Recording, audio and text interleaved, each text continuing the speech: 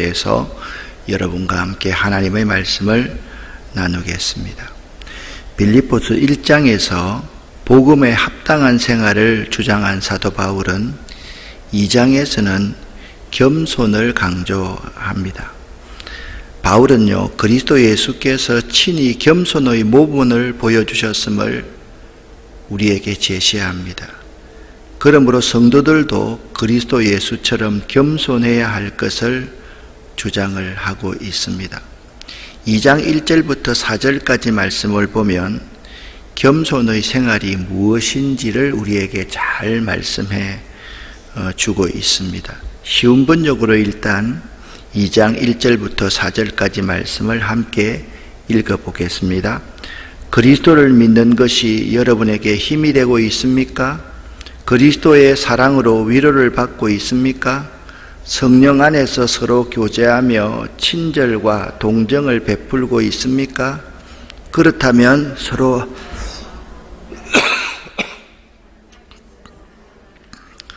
무슨 일을 할 때 이기적이거나 교만한 마음을 갖지 말고 겸손한 마음으로 나보다 다른 사람을 더 존중해 주십시오. 자기 생활을 열심히 하면서 다른 사람이 하는 일에도 관심을 가져 내 마음에 기쁨이 넘치게 해 주십시오.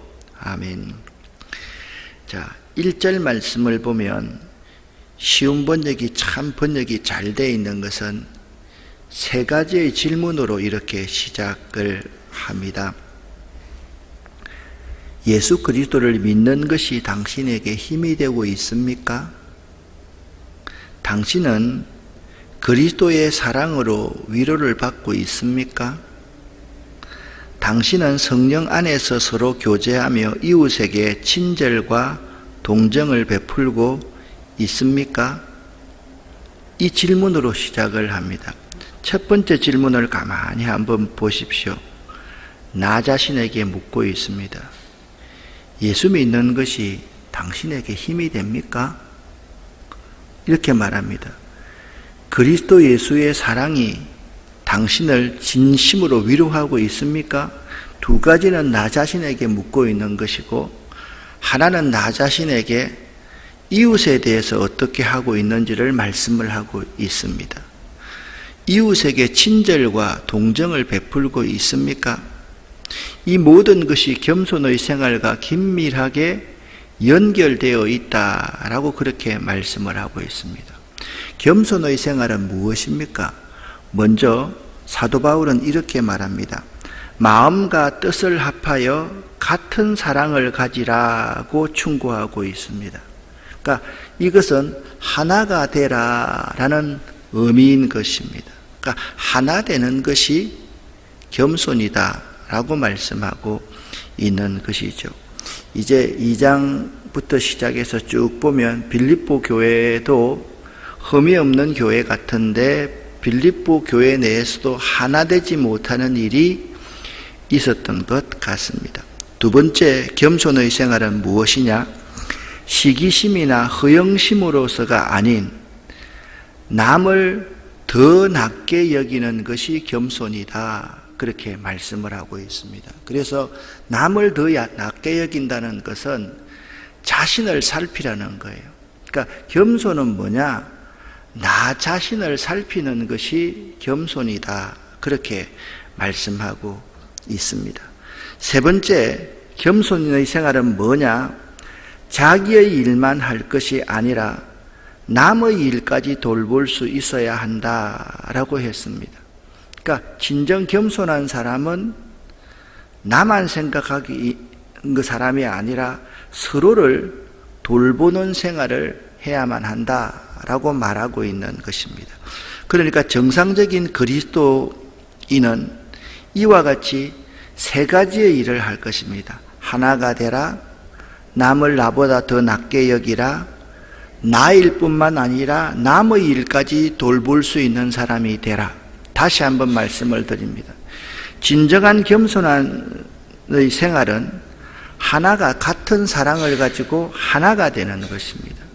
진정한 겸손의 생활은 남을 나보다 더 낮게 여기고 남을 존중하고 남을 배려할 수 있어야 된다라고 말합니다.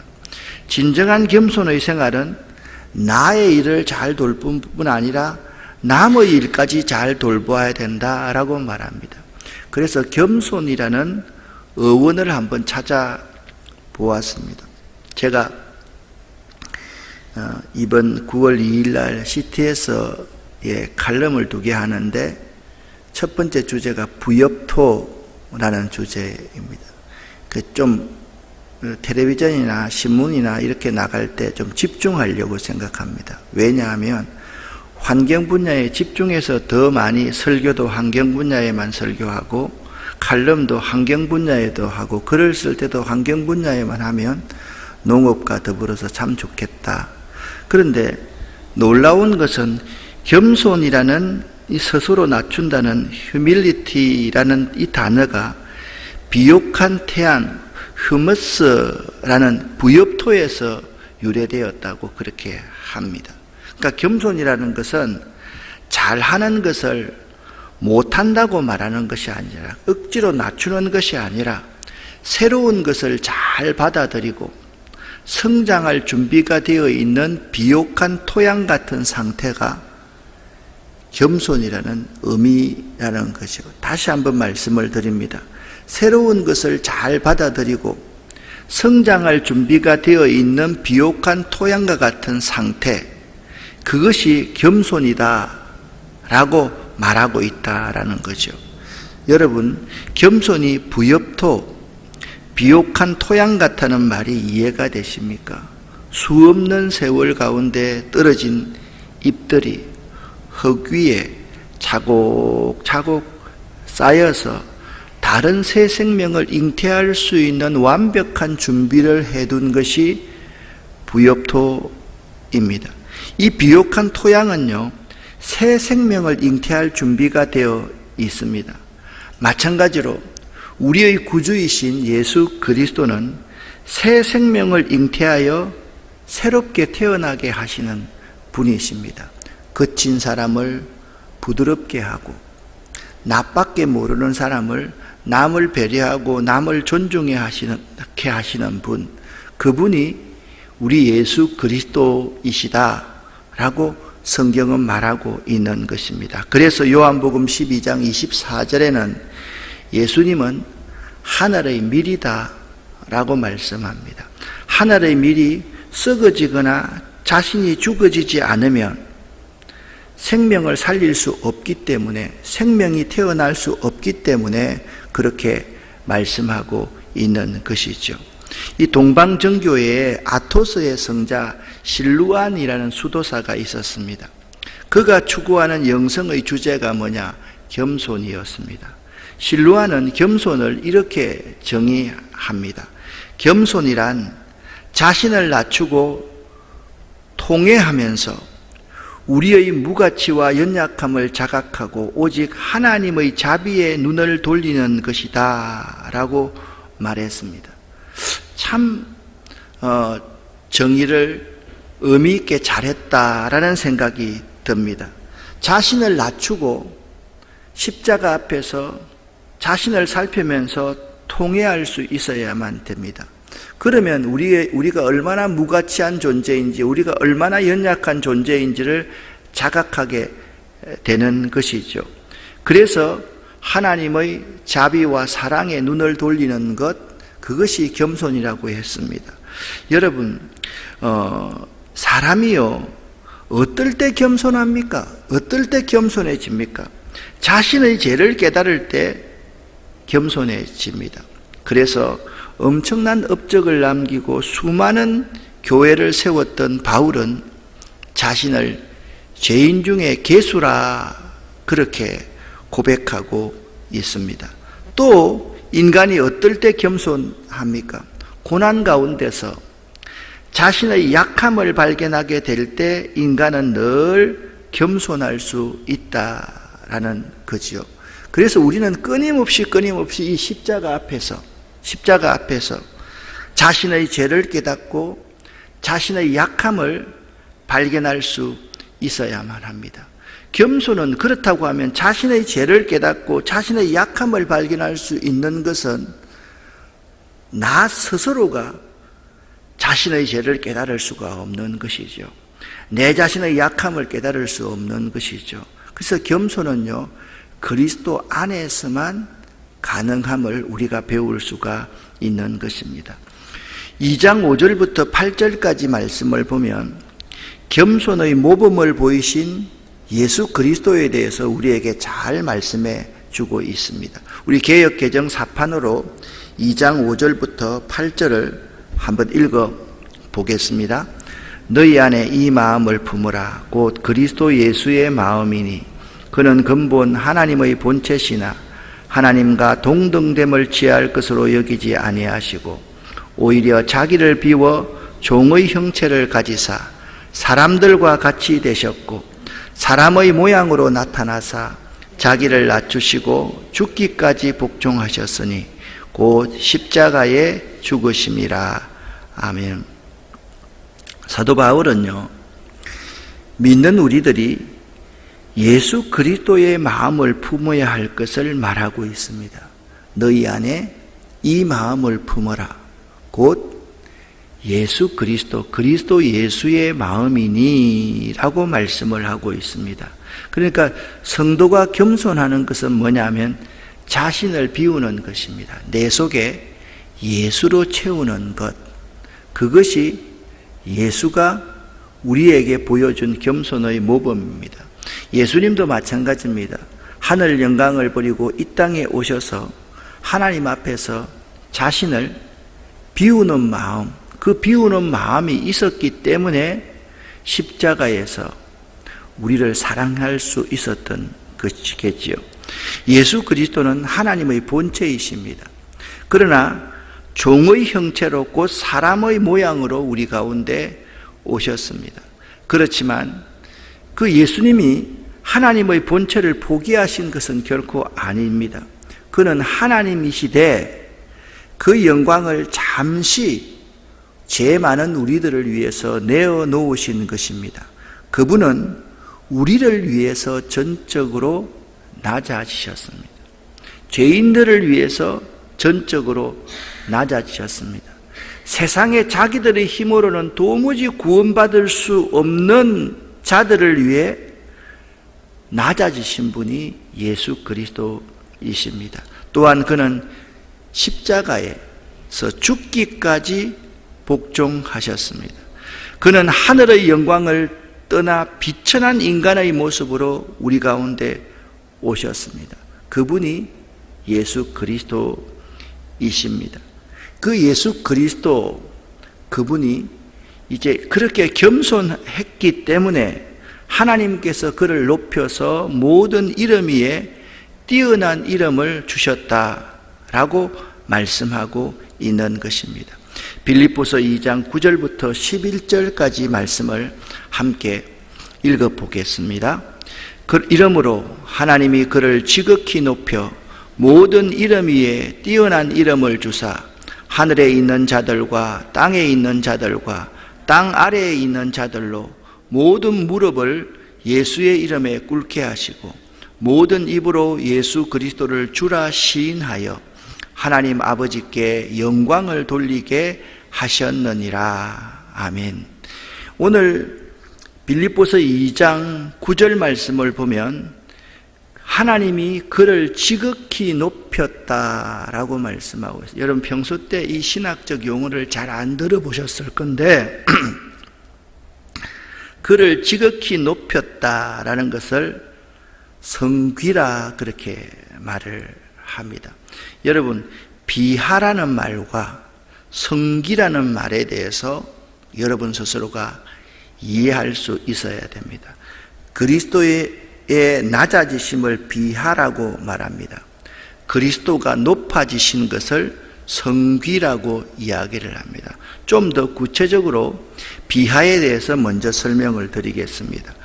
그리스도의 낮아지심, 비하란 영광과 권능이 하나님과 동등하신 예수 그리스도께서 인간을 구원하시기 위하여 육신을 입고 비천한 곳에서 나시고 율법 아래 복종하시고 이 생의 비참함과 하나님의 진노와 십자가상의 저주의 죽음을 당하시고 장사 지낸 바 되어 사망의 근세 아래서 얼마 동안 머문 그것을 자기 그리스도의 비하라고 그렇게 이야기를 합니다.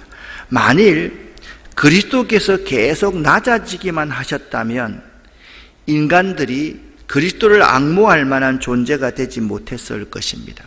그러나 그리스도께서 낮아지시면서도 존경받을 수 있는 하늘의 권세를 모든 사람들에게 보이셨습니다.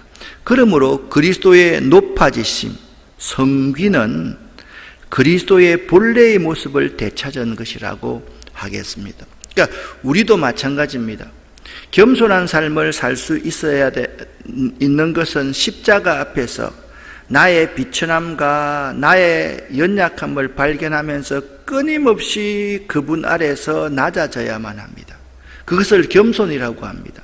우리가 겸손할 때 하나님께서 때가 되면 우리를 높여주시는데 이것을 바로 성귀라 그렇게 말씀하고 있습니다. 겸손 안에서 두 단어가 다 있습니다. 낮아지심도 있고 겸손 안에서 높아지심도 함께 있다라는 점을 알아야만 합니다. 우리는 끊임없이 하나님 앞에서 자신을 낮출 수 있어야 되고 이웃에게서 자신을 낮출 수 있어야만 합니다. 처음부터 끝까지 시작도 그렇고 과정도 그렇고 결과도 그래야만 합니다. 하나님 앞에서도 자신을 낮추고 이웃에게 특별히 약한 자들 앞에서도 더 자신을 낮출 수 있어야만 합니다. 그러면 때가 되면 하나님께서 우리를 높여주신다. 이것이 우리의 믿음인 것입니다. 하나님은 예수 그리스도에게 모든 이름 위에 뛰어난 이름을 주셨습니다. 모든 이름이 그 앞에 무릎을 꿇게 하셨습니다. 이것은 곧 예수를 통하여 구원을 완성시키겠다는 뜻으로 해석될 수가 있습니다. 그 결과 하나님께 영광을 돌리게 된 것입니다. 사랑하는 여러분, 여러분은 지금 여러분의 그리스도를 여러분의 삶 가운데 높이고 있습니까? 그러니까 진정한 겸손은 뭐냐면 나는 십자가 앞에서 내 연약함과 부족함을 발견하고 그리스도를 높이는 것이 겸손입니다. 나를 자랑하고 나를 드러내는 것, 그것이 뭐냐? 겸손의 반대말인 교만임을 알아야만 합니다. 여러분 한번 생각해 보십시오. 어제도 우리가 주일 말씀 가운데 나누었지만 사도 바울은 자신의 정체성에 대해서 너무나도 분명히 알고 있었습니다. 나는 누구입니까? 그리스도 예수의 종입니다. 노예입니다. 나는 누굽니까? 하나님의 은혜로 사도가 된 사람입니다. 그러니까 자신을 자랑할 수가 없습니다. 자신을 자랑하려고 하니까 이전에 자랑하던 모든 것이 배설물과 같이 보이는 거예요. 배설물과 같이 여겨지는 거예요. 자랑할 것이 아무것도 없는 거예요. 어떻게 노예가 자랑할 것이 있습니까? 어떻게 은혜를 입은 사람이 그 주인 앞에서 자랑할 수가 있습니까? 할 수가 없지 않습니까? 옆에 있는 내 이웃을 보면 이 사람은 하나님의 형상으로 지원받은 존재인데 이 사람 앞에서 내가 어떻게 자랑할 수 있다는 말입니까? 사랑하는 성도 여러분, 여러분이 삶 가운데 그리스도를 높일 때 하나님께 영광 돌리는 생활이 되는 것입니다. 자꾸 우리는 내 삶의 목표가 하나님께 영광 돌리는 것입니다 라고 말을 하면서 이렇게 생각합니다. 부자 되면 하나님께 영광 돌릴 수 있고 좋은 대학 가면 하나님께 영광 돌릴 수 있고 건강하면 하나님께 영광 돌릴 수 있다고 사람들이 생각합니다. 아닙니다.